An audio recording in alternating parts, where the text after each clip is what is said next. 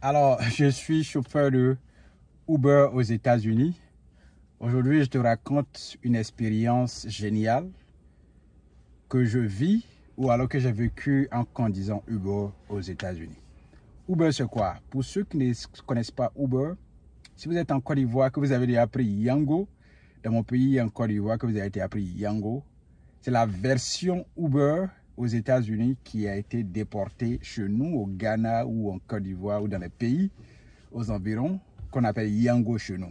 Je pense que ça existe bien sûr au Ghana et aussi en Côte d'Ivoire. Vous voyez, c'est la version Uber des pays européens ou alors occidentaux, des pays occidentaux qui a été déportée là-bas qu'on a appelé la version Yango. Voilà, c'est ce que je fais ici à temps partiel aux États-Unis. Alors, comment ça a commencé? J'ai commencé à conduire Uber, ça a fait bientôt 2 ans que je fais Uber. Alors, au départ, j'étais dans les emplois à temps plein. D'abord, je continue, j'ai toujours mon emploi à temps plein. Arrivé à un moment où je vivais avec un ami et que je devais aller maintenant prendre ma propre maison et vivre seul, les dépenses allaient être vraiment énormes. Au départ, la maison, nous partageons les dépenses. Et bien, quand vous partagez les dépenses, ça arrange en fait de part et d'autre. Ça arrange tous ceux qui vont partager.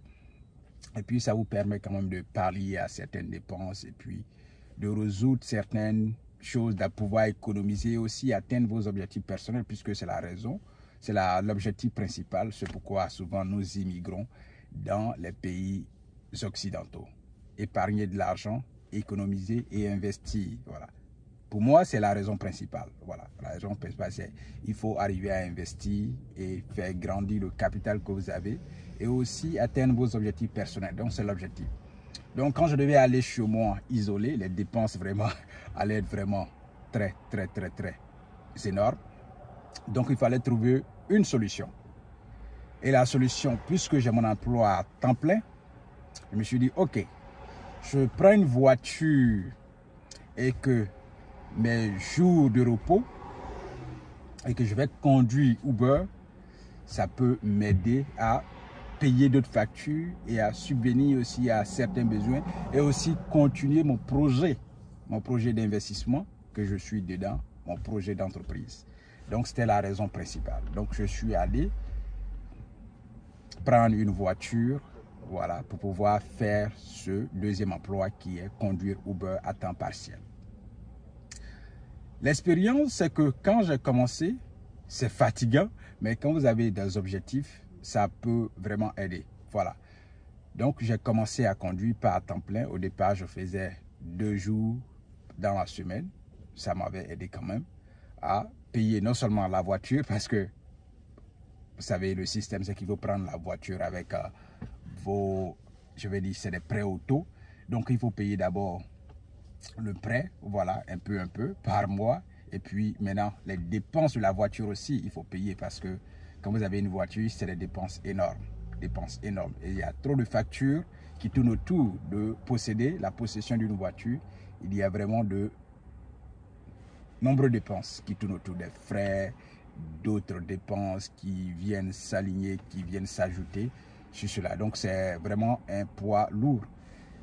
Eh bien, 2 jours de conduite dans la semaine, voilà, ça m'aidait quand même à faire des économies, à payer la voiture et aussi payer les dépenses. Voilà, avec les dépenses de la maison qui viennent vraiment être lourdes.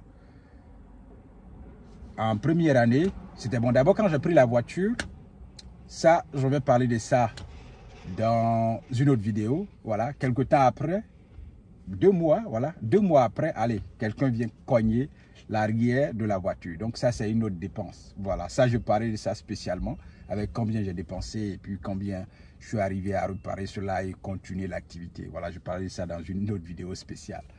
Donc, en première année, c'était bon. C'était bon. J'ai quand même, puisque je faisais ça à temps partiel, j'ai pu quand même avoir plus de 26 000 $ annuellement. Mais quand on enlève les frais, non seulement Uber, quand Uber enlève ses taxes, vous ressemblez que carrément, c'est des gars qui vraiment divisent votre argent en deux, quoi.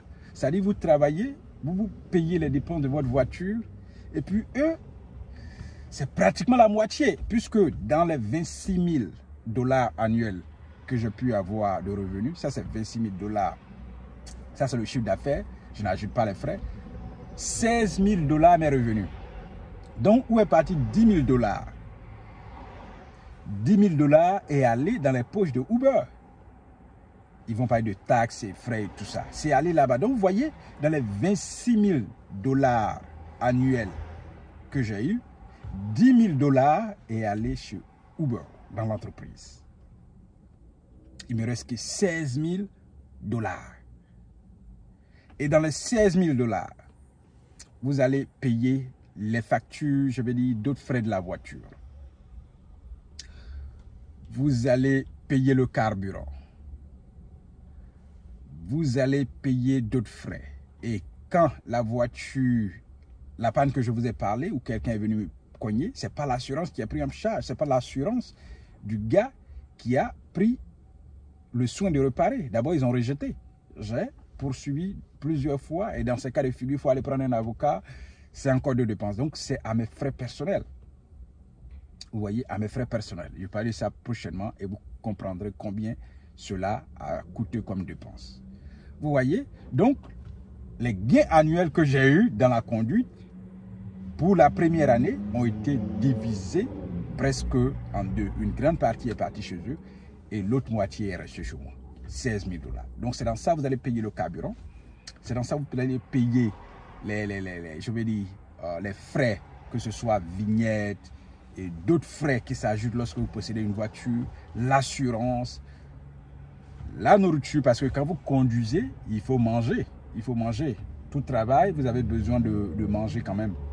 Vous voyez? Donc, vous allez enlever le mille et tout ça dedans. C'est des dépenses énormes.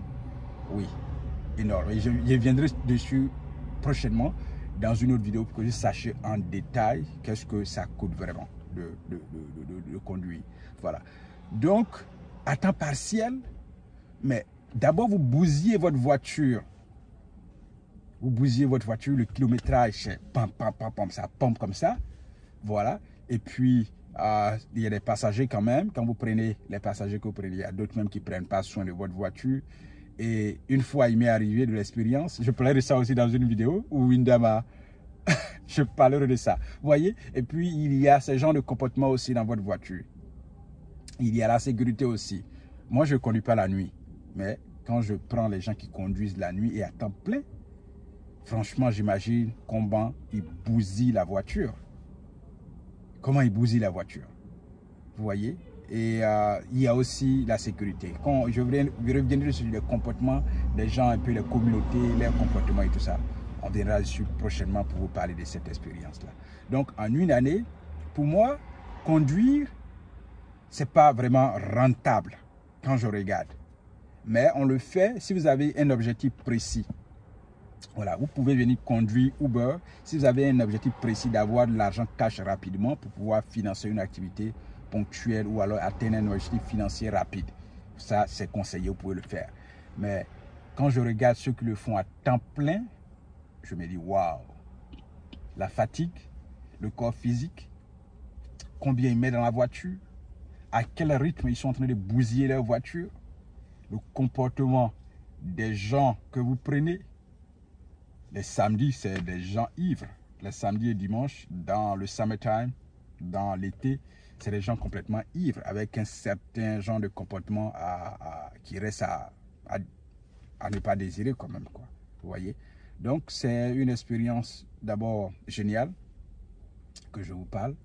Voilà, c'est une expérience géniale. Et prochainement, je viendrai un peu sur certains comportements qui font que vraiment, c'est une activité quand même. Si vous avez...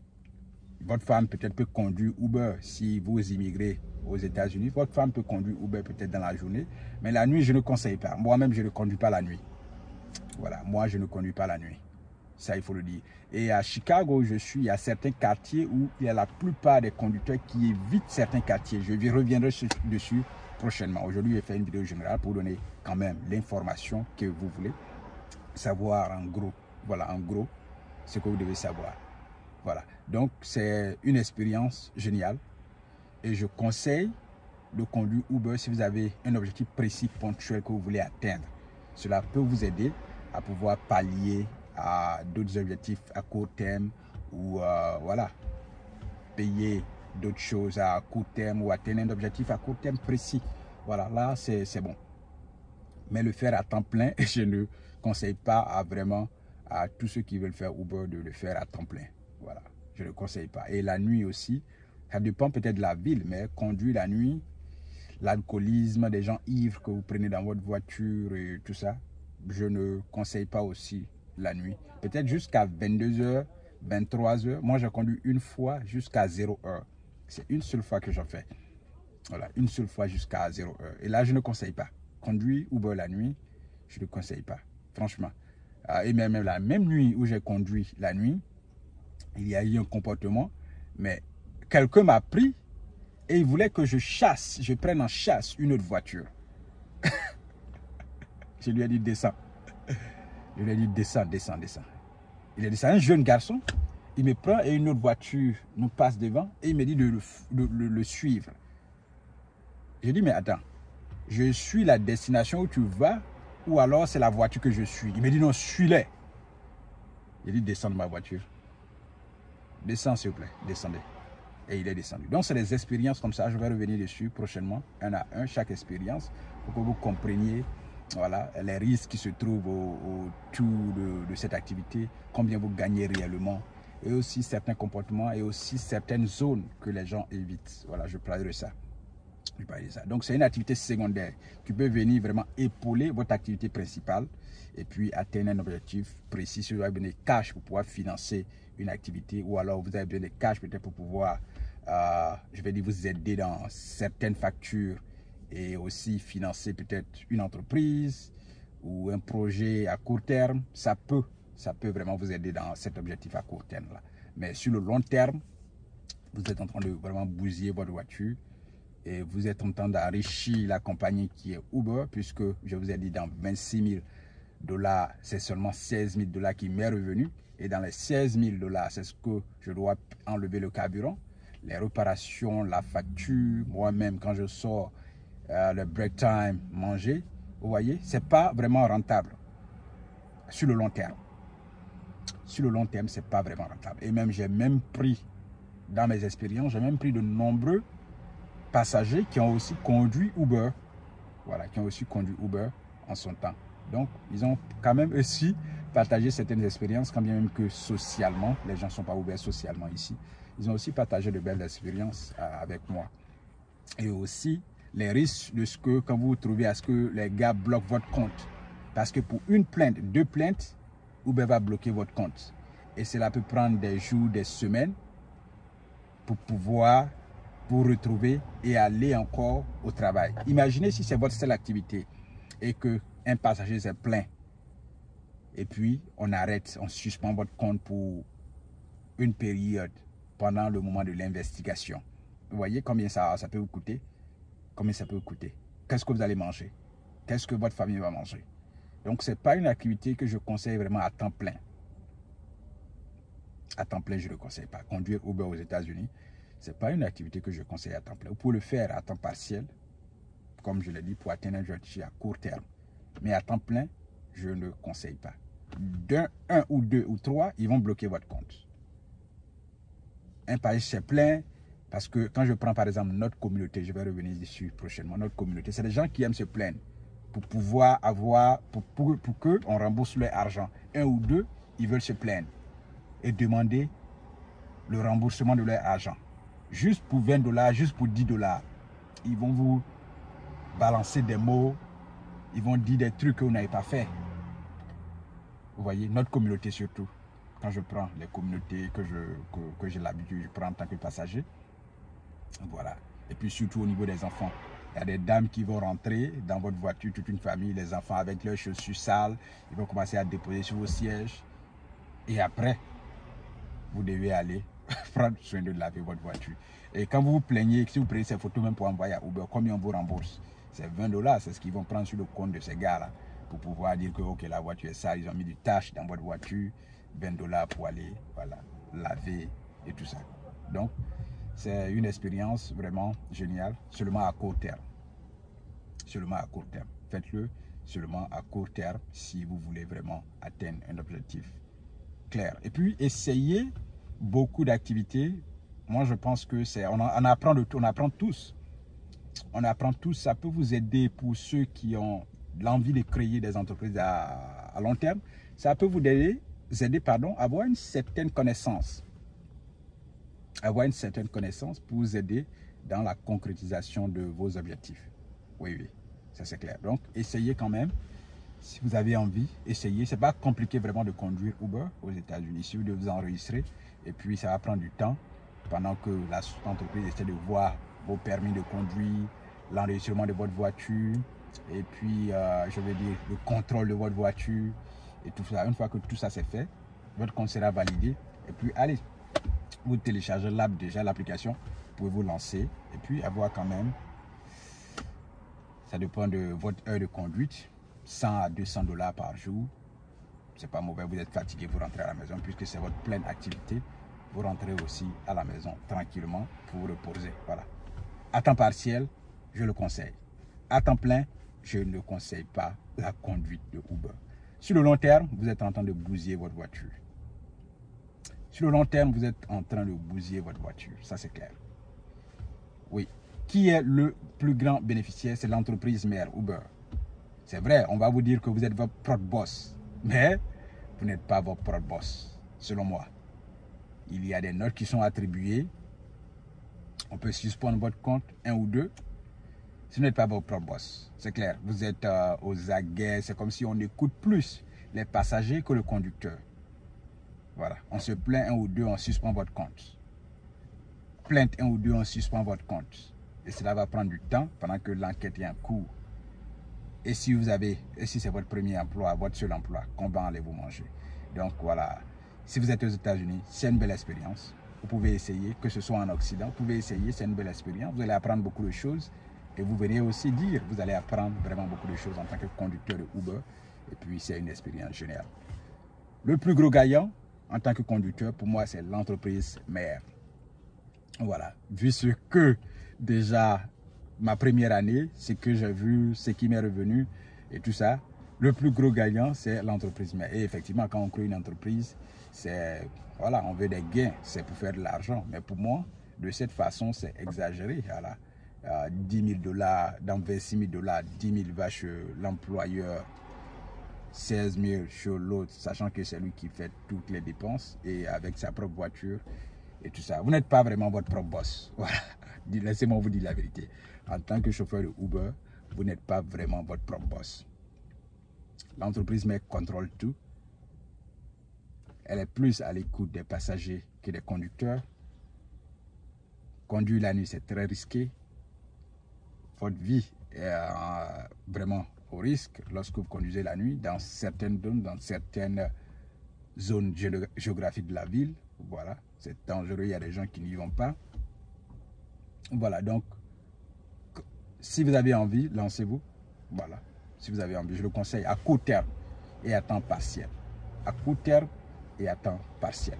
Allez, donc, cette vidéo est faite spécialement pour partager une expérience que j'ai vécue en tant que conducteur aux États-Unis de Uber. Donc, pour moi, c'est une partie de ma vie.